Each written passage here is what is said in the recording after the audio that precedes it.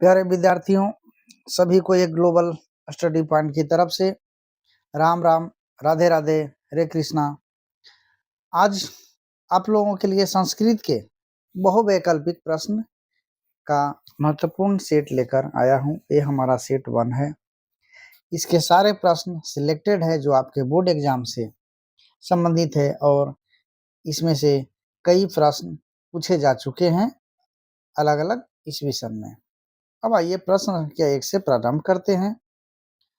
Video को अंत तक जरूर देखिएगा और अपने दूसरे साथियों को भी शेयर अवश्य कीजिएगा। हमारा चैनल नेम लिखा हुआ है इसमें, एक ग्लोबल स्टडी पॉइंट। उपनिषद के रचनाकार कौन है? तो उपनिषद के रचनाकार हैं महर्षि वेदव्यास।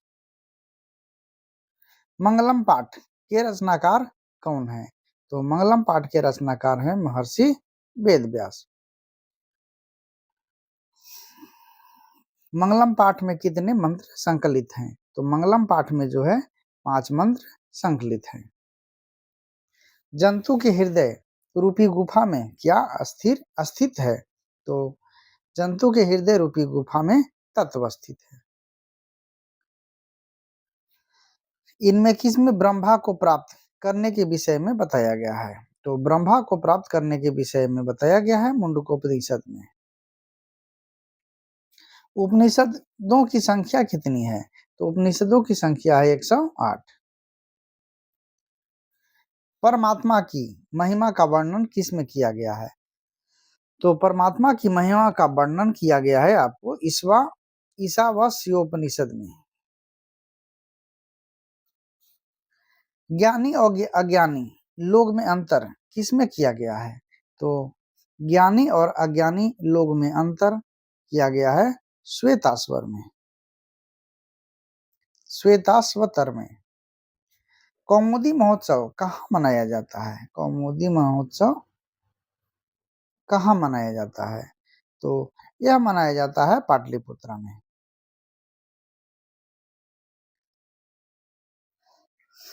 कुटनीमता के रचनाकार कौन है? तो कुटनीमता के रचनाकार हैं दामोदर गुप्त। पाटलिपुत्र के का बुद्ध काल में नाम क्या था? पाटलिपुत्र का बुद्ध काल में था पाटलिग्राम। पटना शब्द की उत्पत्ति किस शब्द से हुई है? तो पटना शब्द की उत्पत्ति हुई है पत्तनाद से। आलस कथा पाठ कहाँ से संकलित है? कहाँ से? हाँ, तो आलस कथा पाठ जो है पुरुष परीक्षा से संकलित है। मिथिला का मंत्री कौन था? तो मिथिला का मंत्री था वीरेश्वर। मैथिल कोकिल के नाम से कौन प्रसिद्ध था? तो मैथिल कोकिल के नाम से प्रसिद्ध था विद्यापति। आलसियों को कौन अन्न और वस्त्र देते थे? तो आलसियों को अन्न और वस्त्र देते थे वीरेश्वर। आलसी पुरुष कितने थे? तो आलसी पुरुष थे 4। आलस कथा पाठ किस प्रकार की कथा है? तो आलस कथा पाठ जो है व्यंग्यात्मक कथा है। आलस कथा पाठ के लेखक कौन है? तो आलस कथा पाठ के लेखक विद्यापति हैं। आलस शाला में आग क्यों लगाई गई? तो आलस शाला में आग जो है आलसियों की परीक्षा के लिए लगाई गई थी। आलस कथा पाठ में किस महत्व का वर्णन किया गया है? तो उसमें वर्णन किया गया है मानव गुण का। कारुणिक के बिना किसकी गति नहीं है? तो कारुणिक के बिना आलसियों की गति नहीं है। आलसशाला में लगी आग को देखकर कौन भाग गया? तो आलसशाला में लगी आग को देखकर धूर्त भाग गया। क्षमाराव किस काल के लेखक हैं? तो क्षमाराव आधुनिक काल के लेखक हैं। कंपन राय की रानी कौन थी? तो कंपन राय की रानी थी गंगा देवी। इंद्राणी का वर्णन किस वेद में है? तो इंद्राणी का वर्णन है सामवेद में। मीरा लहरी की लेखिका कौन है? तो मीरा लहरी की लेखिका है पंडित छमाराव। संस्कृत साहित्य लेखिका पाठ में किसके महत्व का वर्णन है? तो इस पाठ में आपको औरत का महत्व है। शंकर चरित्रम की रचना किसने की? तो शंकर चरित्रम की रचना की पंडित छमाराव ने।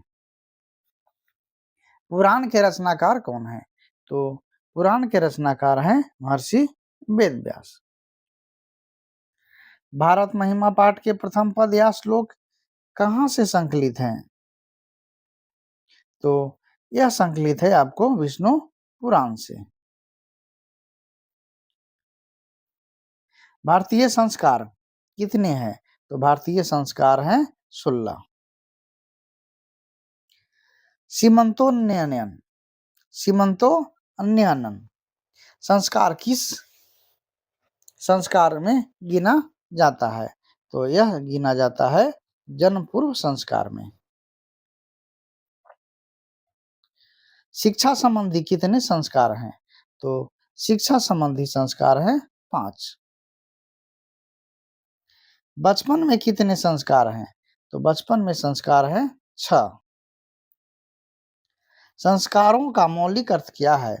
तो संस्कारों का मौलिक अर्थ है दोष दूर होना एवं गुणों का निर्माण होना। भारतीयों में संस्कार से किसका निर्माण होता है? तो भारतीयों में संस्कार से निर्माण होता है व्यक्तित्व का। वेद की पढ़ाई शुरू करना किस संस्कार के अंतर्गत आता है?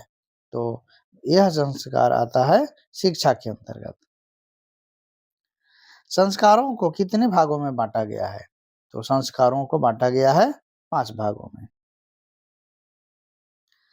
स्वामी दयानंद का जन्म किस ग्राम में हुआ था? तो उनका जन्म हुआ था टंकारा में।